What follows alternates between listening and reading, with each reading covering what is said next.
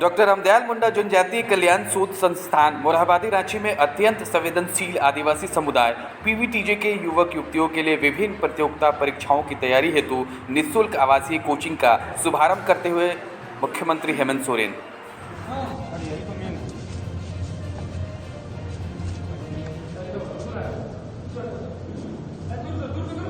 दूर से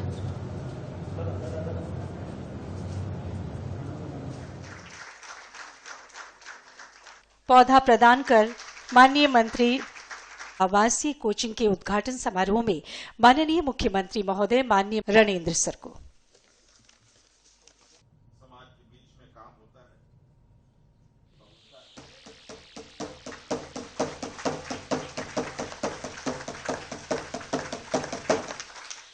महोदय, माननीय मंत्री महोदय, आदरणीय मंचासीन अतिथिगणों, माननीय मुख्यमंत्री जी बहुत अति संवेदनशील हैं और उनके नेतृत्व में हम लोगों ने जितने भी पीवीटीजी समुदाय के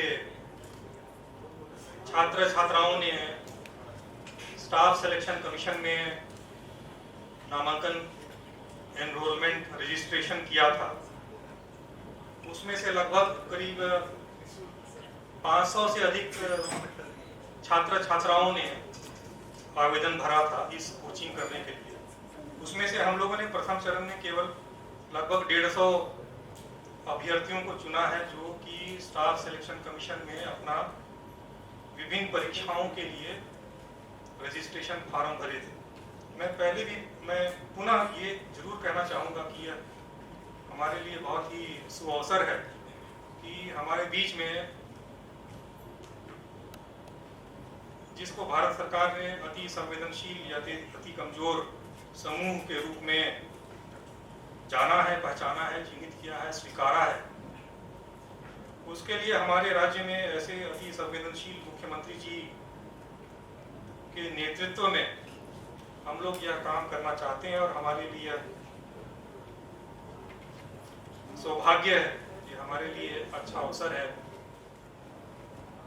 क्योंकि हम आदिवासी से हमारा हृदय से हम लोग बोलते हैं कि ये हृदय से पुकारते हैं कि हम आदिवासी हैं। उसी जगह कोई हमको वनवासी के नाम से, उसी जगह में कोई हमको गिरिजन के नाम से, और उसी जगह का हम अनुसूचित जनजाति से है। और आज महत्वपूर्ण आज निःशुल्क जब पीवीटीजी के नाम पर हम लोग जानते हैं, उनके लिए राज्य सरकार, आज इस राज्य सरकार के जो सोच, जहाँ हमने पहले कहा करमवीर मुख्यमंत्री हेमंत सोरेन, उससे उच्च पदन के लिए उनको कैसे हमने सफल बनाएंगे, कैसे उसको सत्यापित करेंगे, कैसे उनको इस मानव जीवन में मानव के रूप में कैसे दर्जा देंगे, इसके लिए आज कोचिंग सेंटर थी निःशुल्क से। ताऊ महसूस करें कि हम अति पिछड़ा, समय समय पर हमको नाम चेंज करते गए, आदिम जाति से होके अभी अति पिछड़ा जनजाति में है। हम समझते नाम बदलने से कोई किसी का, या नाम बदल से किसी का उनका परंपरा पर आघात या उससे कुछ उनका कल्चर, उनका ट्रेडिशन से अलग तो नहीं किया जा रहा, क्योंकि हमारा पूर्वजों का इतिहास यदि हम देखेंगे, वो लोग कभी भगवान मानते थे, इसी तरह हम लोग जैसा नहीं है। इस राज्य में लगभग 32 आदिवासी समूह हैं, उसमें से 8 अति कमजोर आदिवासी समूह हैं, जिनके लिए आज हम ये एक नया और ये देश में पहला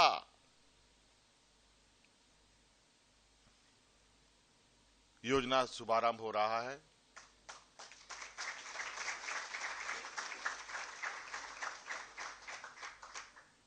वैसे भी तो दुनिया में धीरे धीरे आदिवासी समाज विलुप्त हो ही रहा है, और अगर यूं ही हाथ पे हाथ धरे रहे, अभी तो आदिम जनजाति की वो अभी सीधे मुहाने पर हैं, उसके बाद बाकी आदिवासी समाज भी आ जाएगा। धीरे धीरे 32 जितने समूह हैं वो भी सब खत्म हो जाएंगे,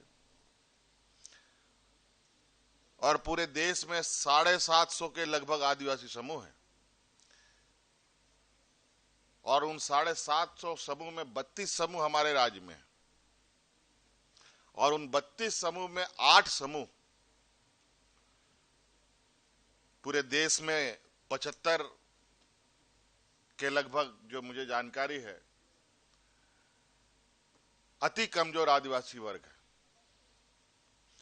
और उन 75 में से 8 हमारे ही राज्य में है।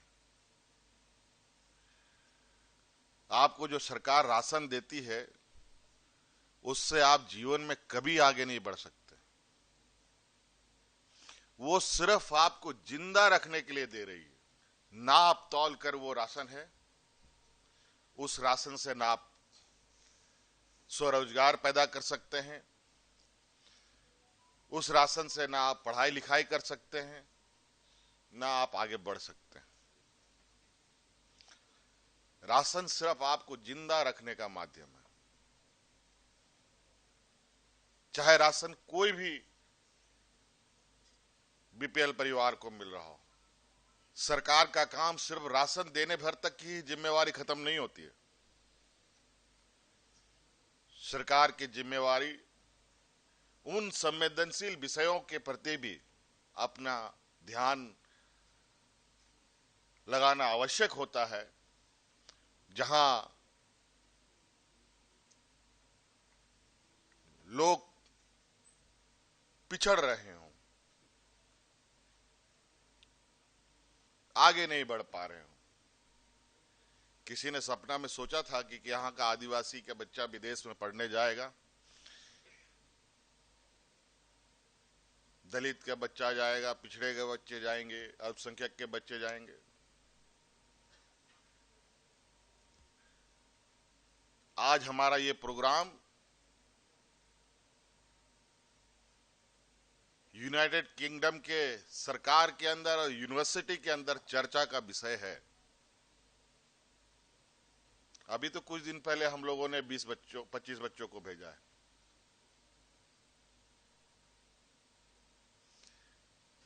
कहीं ना कहीं एक जिम्मेवार नागरिक, एक जिम्मेवार सरकार की यह दायित्व बनती है कि इन वर्गों को आगे आने के लिए हर रास्ते खोले जाएं, हर सहयोग उनको उपलब्ध कराया जाए।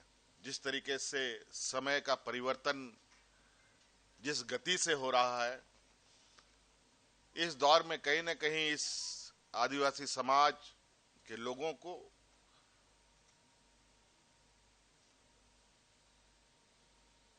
अपनी गति बढ़ानी पड़ेगी।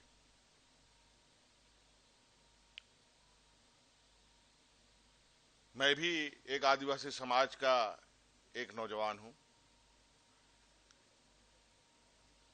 मैं आप ही के बीच से आया हूं, कोई ऊपर आसमान से टपक के नहीं आया,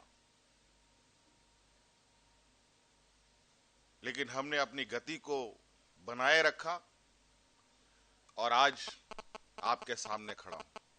आज हमारे राज्य में जो 8 अति कमजोर आदिवासी वर्ग के बच्चे हैं, जिन लोगों ने सरकार के द्वारा निकाली गई इस प्रोग्राम में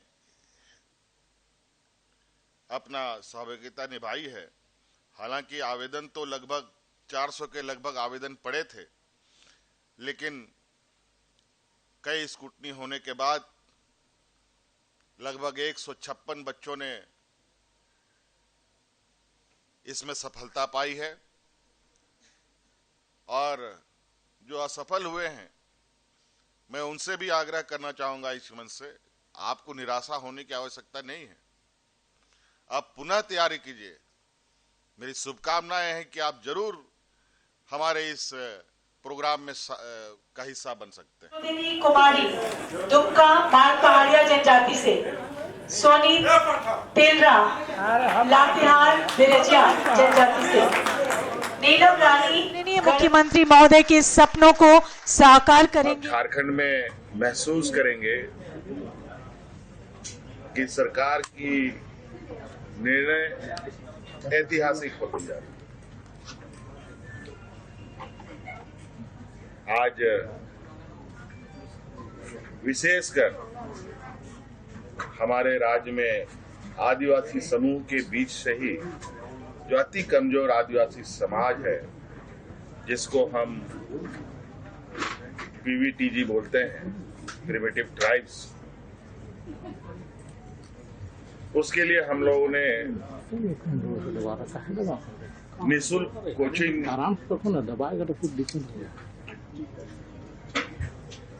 सुविधा उपलब्ध कराने की योजना प्रारंभ की। सिर्फ निःशुल्क ही नहीं, बल्कि आवासीय निःशुल्क कोचिंग सुविधा उनको उपलब्ध कराई जाएगी। आपको मालूम है कि बड़े पैमाने पर राज्य में नियुक्ति की विज्ञापन निकल रही है, और हमने जैसे पहले वादा भी किया था कि बच्चों को कंपटीशन के लिए, बेहतर शिक्षा के लिए सरकार कई तरीके से मदद करेगी और मदद कर भी रही है। आज विशेषकर ये देश का पहला एक अनोखा शुरुआत है, जहां आज हमने देश के लगभग 75 प्रिमिटिव ट्राइब्स के बीच में, जो हमारे राज्य में 8 प्रिमिटिव ट्राइब्स हैं, उन बच्चों को नौकरियों में कैसे वो सफलता पाएं, इसके लिए इनको बेहतर कोचिंग सरकार देगी। इस योजना के लिए लगभग 400 आवेदन आए थे, जिसमें से 165 बच्चों का चयन हुआ है। और आपको सुनकर खुशी होगी कि 165 बच्चों में 63 बच्चियां हैं, जो आने वाला समय में विभिन्न नियुक्तियों में अपना किस्मत आजमाएगी। मैं इनके बेहतर भविष्य की कामना करता हूं और वो सफलता की ऊंचाइयों को छुए।